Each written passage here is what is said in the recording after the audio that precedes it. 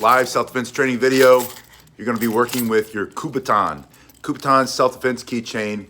I carry one with my keys, as you can see right here. A lot of people like to use it this way and slash with it. I'm going to show you how to strike with it. You can leave it on your keys. I like to take it off when I train, just so I don't mess up my keys and mess up the bags. But I want to show you some basic things that you're going to do. The very first thing that I want you to think about is squeezing the Kubaton as hard as you can with a little bit of Kubaton coming out of the front and a little bit of Kubaton coming out of the back. That is going to support your fist, and it's going to be like a weight in your hand as you smash his face right into his jaw, his nose, his eyes, his temple for self-defense. So the first way that you use the Kubaton, hello D, Mac from New Zealand. First way you use that Kubaton is just as a weight in your hand, smashing, making a harder fist. There's no collapse in there. You're gonna hit with so much more power than you would just with your regular hand. You have this in here, just a straight punch right to the soft tissue of his face, his nose, his teeth, his mouth. Hello Matthew, good to see you. Kilo Romeo Delta, it's good to see you. Smashing here, this way, very basic way. You can do it with either hand. You can put one in each hand if you want. You can even have the keys on the end. Not only is it going to hit him hard, you're probably going to scratch him a little bit, cut him up. Welcome back. Thank you. Welcome back, sir. So that's the first way. The second way is coming in with this hard part coming out of the bottom. Now, this is an aluminum Kubaton. I put in the description below a link to a place where you can get your own Kubaton. They're extremely reasonably priced. It's a good value. It's not very much for what you get. But you bring this on the end, this comes down, think about sticking it in his eyes.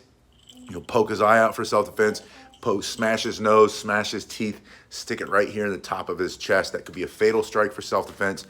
Stick it into the nerves on the top of that chest. Stick it into that little area of the clavicle where everything comes together. That's very effective in self-defense. You're gonna disable his arm, make it hard for him to use that arm.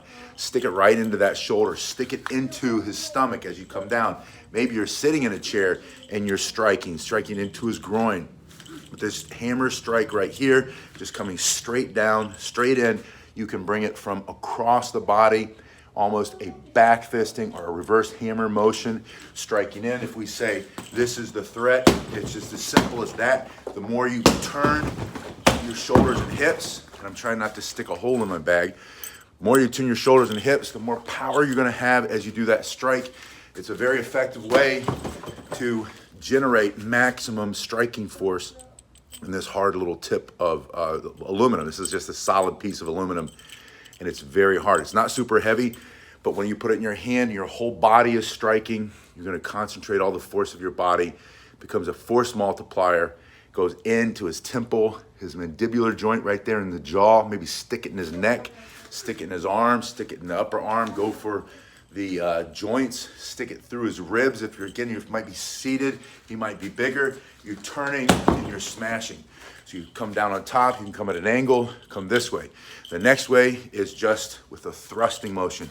I can use this side, bring it straight into his stomach, try to put him on the ground, hit between the private parts, the belly button and the private parts, right into that thin fascia of muscle, the thin sheet of muscle that holds his guts in. You can stick somebody on the ground there, stick it right here into his solar plexus, bring it up under the chin, into the neck. Again, that can be a fatal strike. Coming straight in this way, sticking it into the bottom of his jaw, lifting his whole head back. Hello, Peter, good to see you. Yeah, Peter says favorite EDC, everyday carry, self-defense tool. Thank you, Peter. It's good to see you. He says, wie geht's, wie steht's, right? All the basic German. Bring it in here. Those of us who studied it in high school or college or whatever, smash the nose in his face, stick it in his eye again, you'll put his eye out for self-defense. So those are basic ways. A punch, a swing, oh, we didn't do the swinging motion, a reverse hand, and a thrusting motion. Now I want you to swing. This is the fourth strike with the Kubaton. Kubaton self-defense keychain. Kubaton is based on the pocket stick or the Yawara. Yeah, it says wunderbar. Gracias, that's all I can think of. Dankeschön, there we go. Wrong language, gracias. But swinging this part, again, you're concentrating the whole force of your strike, your whole body. Again, upper body, using the core muscles in the body to turn through the shoulders and hips, bringing it into his ribs, stick it up under his arm. I don't know if you've ever been hit up there, but it's really tender. I have. Stick it to his neck, stick it to that temple, stick it into the side of his jaw. You can put him on the ground very quickly. You can combine your strikes. You can punch in straight, smash down on top, swing it in this way, and then finish him off with a thrusting motion coming right into his face for self-defense. That's just carrying it this way. You can also slide your hand down, and again, like we started, threw the keys on the ground somewhere, put the keys back on it, and you use it as a slashing weapon. So it's a very effective, simple tool if you keep it simple. All your strikes, hello Doug, good to see you. All your strikes have to be simple when you use a simple self-defense tool like the Kubaton self-defense keychain. Like I said, it was based on the pocket stick, the Yawara, Japanese or Okinawan style. I like to take this. If someone's holding on to someone, they won't let them go, holding on to one of your loved ones, you take this up, stick it right on the top of those nerves in the arm and just push hard as you can down. You can take this, put it right here. They're holding you, they won't let go. You tried to strike, maybe they're covering up. You can just stick it in the muscle and use your whole body and push into it. Put this right in the nerves of the face and smash as you go down, just raking along their face. You can pull their eyeball right out of their head, rip the nose off their mouth, or the teeth out of their mouth, the nose off their face. That's all possible with the Kubaton self-defense keychain for self-defense. If you keep it simple, you can use it as a striking device. You can push into the body, and then that hard tip, that aluminum is not going anywhere, and you're just moving forward. Peter says he prefers the tactical pin instead of the Kubaton. Yes, tactical pins are great. Peter said he wasn't able to bring his Kubaton because they will take it from you at the airport. They go back and forth. So I've traveled with these before. They never had a problem for years. After 9/11, they started taking them, and then for a while, the TSA here in the United States quit taking them, and now they're taking them again. So if you carry this to the airport, they'll take it. But I have a friend who just went to Hawaii and sent a picture, actually sent it through my wife, and my wife asked me, can she take this on the plane? Yeah, Doug says, stick it in his ear canal. And I said, no, if you want to carry it in Hawaii, once you get your rental car, put your rental car keys on it, right? Then what you do is you pack it in your not your carry-on, the luggage that goes on the plane. You pack it in your pack-in luggage, whatever that's called, not the carry-on. If you take it in the carry-on or you try to carry it in your pocket, they're going to take it from you. And Peter said he was able to take his tactical pin, and yes, I haven't had any problem because I carry a tactical pin too. And on mine, on one side is a glass breaker. On the other side, the whole thing is aluminum. It's very hard. Works the same way. You put it in your hand, you can smash someone's face with it, you can thrust, you can reverse strike, you can bring it down with a hammer fist, you can swing your whole body into it, all with the tactical pin. But they're all based on the same thing. Now, you also could use a dry erase board marker. I've got one that I'm looking at. It's over there. I'd show you. But you just, same thing. You're just holding it in your hand so that you don't compress your knuckles when you hit, or your fingers, and so you're hitting a lot harder. You'll break someone's jaw with a Kubaton in your hand, or a dry erase board marker, or one of those big, thick, regular Sharpie markers, or anything like that you can pick up. The point is to create a force multiplier, hit somebody with more power than you can generate on your own, but for self-defense, just by picking something up.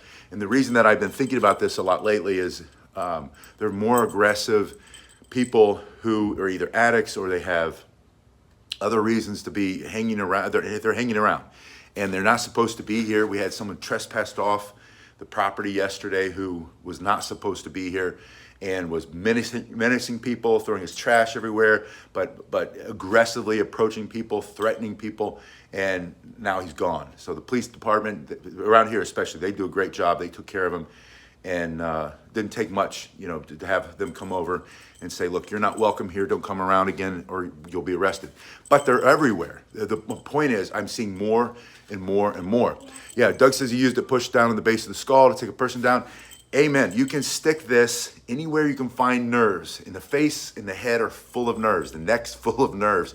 The top of the chest is full of nerves. The arms, everything's full of nerves. And so the idea is you would push into it and then down, and then wherever you want this to go, this is where they go. If you've ever noticed law enforcement, Doug could explain this to you better, when you are apprehending somebody or arresting somebody or taking control of somebody. Good afternoon, Alita. Good to see you. if you can control their head, you can control their body.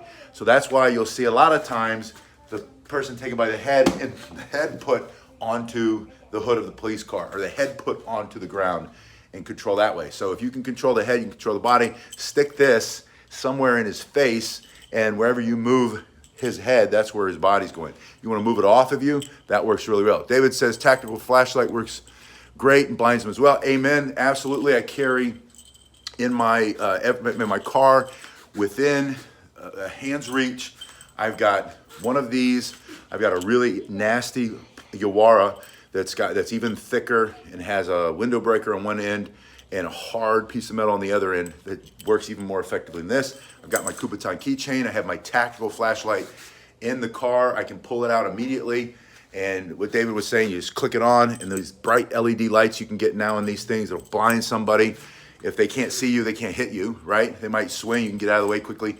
And then you also, on those small tactical flashlights, they're made out of that hard aluminum, and then you can smash someone's face with it for self-defense with a punch. Same principle, where you're compressing that flashlight in your hand, you're squeezing that flashlight, and as you hit, your hand is much less likely to break, and their face is more likely to break for self-defense. Yeah, Kubaton Yawara flashlight. Leader says hard to choose, so don't choose. Pick them all, right? They're also inexpensive. Again, I put a link below if you need one of these. You can also, while you're on that link, look at the tactical flashlight, look for a tactical pin, pick up a Yawara or make your own, and then just carry them with you. I also now have an umbrella that I'm carrying, and I have my self-defense cane. A beautiful cane that is very lethal for self-defense, very deadly for self-defense, but it's designed to keep me safe and protect my family. I believe it's my God-given right to protect myself and my family, and so I'm going to make sure I have every tool available to do that, especially as I get older and I don't move as fast as I used to, and I don't know if I hit it. I think I still hit as hard, but maybe I'm not as fast, maybe my timing is off. I'm gonna have other tools to keep my family safe so that if I'm in an environment where I can't avoid it, then I have some options. And I can't always carry my self-defense tool, my favorite self-defense tool where I go, where I have a license to carry this. Thank you, Alita, for that super chat donation, that gift. That's very much appreciated. But I can carry this. This is perfect for a non-permissive environment, except we know now you can't take it through the airport, you can't take it on the plane. Then you have your tactical pin, and you have a flashlight. They're not going to take your flashlight away either. You could carry your flashlight. In my bag, I carry a backpack as I get on the plane. It's full of snacks for the kids if I'm traveling with them. It's got an extra change of clothes. It's got all the cleaning stuff, right? If those of you who have kids still at home that you travel with, you know what I'm talking about. And then it has my headphones in there so I can listen to something or watch it, listen to a podcast while I'm traveling. But then I also have my self-defense pin, and I have my tactical flashlight.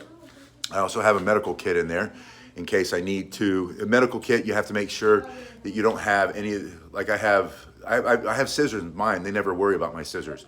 But I have in the past forgotten and left like a Leatherman tool in there, and if they find it, they'll take those things. So make sure if you do want to pack some of those things that you take out anything that's got a blade on it, because even if it's like this big, they're going to take it.